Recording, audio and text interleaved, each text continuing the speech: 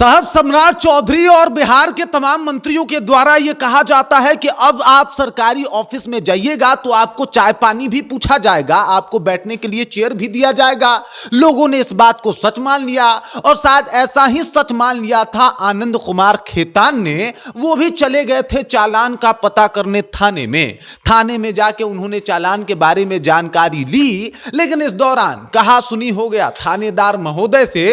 और फिर क्या था, थानेदार महोदय उनको कंप्यूटर रूम में ले जाते हैं और उनके साथ जबर मारपीट होती है। मारपीट इतना ज्यादा होता है कि निशान अभी तक उनके गालों पे हैं और इस बात की वो लिखित शिकायत जो है वो दरभंगा एसपी के साथ करते हुए दिखाई दे रहे हैं और बता रहे हैं कि साहब, हमको सिर्फ मारा और पीटा नहीं गया बल्कि हमें फंसा देने की धमकी भी दी गई और कहा गया कि महिला पुलिसकर्मी के साथ तुम बदतमीजी कर रहे हो, इस मामले में तुमको फंसा भी दिया जाएगा।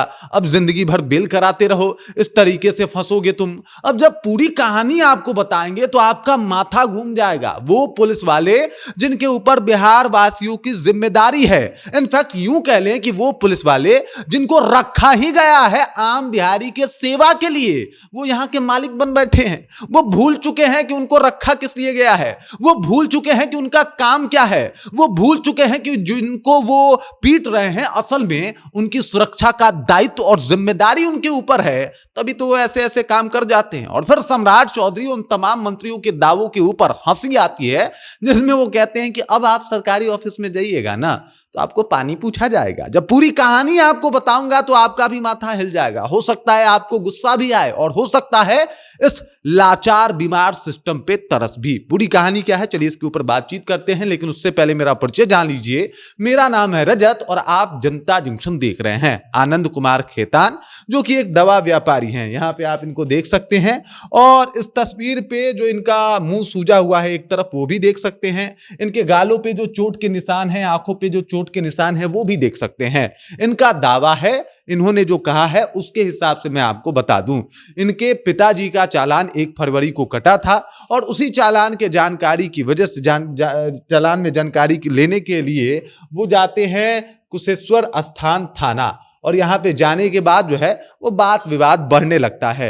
दोनों मतलब जो लोग वहां पे मौजूद थे पुलिसकर्मी, और इनमें बात इतना ज्यादा बढ़ जाता है कि वो पुलिसकर्मी पहले इनको लेके जाते हैं कंप्यूटर रूम में।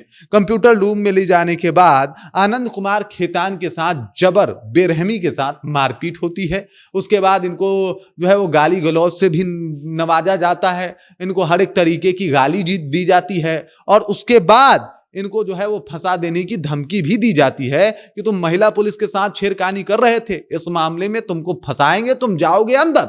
अब इस बात के बाद आनंद कुमार खेतान एकदम से डर जाते हैं, घबरा जाते हैं। इनके परिवार में डर का माहौल है। ये वापस घर जाते हैं और घर जाके ये पूरी कहानी बताते हैं। फिर घर वाले कहते हैं कि साहब लिखित आवेदन देना एसपी साहब को जरूरी है और फिर इस लिखित आवेदन को जो है वो एसपी साहब को सुपुर्द किया जाता है। तो अगर आनंद कुमार खेतान की माने तो इनके साथ बर्बरता होती है, इनके साथ मारपीट होती है, इनके साथ गाली गलौज होता है और ये करने वाले कोई और नहीं बल्कि जो उनका थाना है उसके एसआई हैं अंकित कुमार, एसआई मनोज शर्मा और महिला एसआई अंशु कुमारी। ये लोग इन तीनों के ऊपर आरोप लगा है। अब ये थाना प्रभारी हैं अंकित कुमार, थाना प्रभारी हैं मतलब थानेदार हैं, दारोगा हैं। दारोगा का रौब है साहब, आप कोई भी बड़े दवा व्यापारी हो आपकी सुनी थोड़े जाएगी। और जब इस तरीके का कोई भी खबर सामने आता है, बाहर आता है, तो समझ में नहीं आता ये पुलिस वाले जिनको बिठाया गया है बिहार वालों के सेवा करने के लिए, तभी आप बिहार पुलिस हैं। बिहार की जनता है तब तो तुम पुलिस हो भाई। बिहार की जनता ही नहीं रहेगा तो किस बात के तुम पुलिस। बिहार की जनता तुम्हारे साथ अगर असुरक्षित है तो तुम पुलिस थोड़े हो, तुम गुंडा हो। और ये गुंडाई थोड़े चलेगी। अगर संविधान का राज है तो तुम्हारा भी गुंडाई नहीं चलेगा, चाहे तुम कितने बड़े पुलिस अधिकारी हो, क्या फर्क पड़ता है।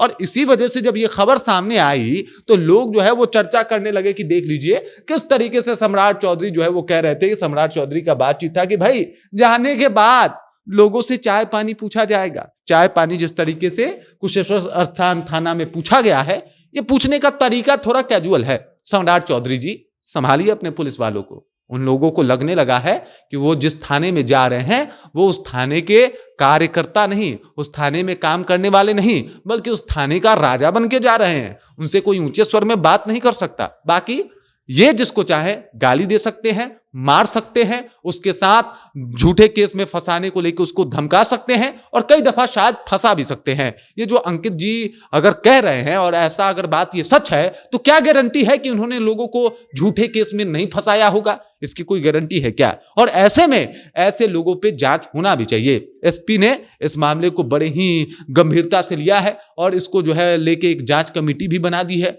मामले की तफ्तीश जारी है। लेकिन ये कहानी बताती है कि साहब दारोगा माने क्या होता है ये अब आप समझ जाइए और किस तरीके के किस मिजाज के दारोगा हैं इनको भी आप देख लीजिए। बाकी इस खबर इस जानकारी को लेकर आप क्या सोचते हैं, आपके जहन में क्या कुछ चल रहा है, कमेंट कीजिए, अपना विचार हम तक पहुंचा दीजिए। बाकी आप देख रहे हैं जनता जंक्शन और मेरा नाम रजत है।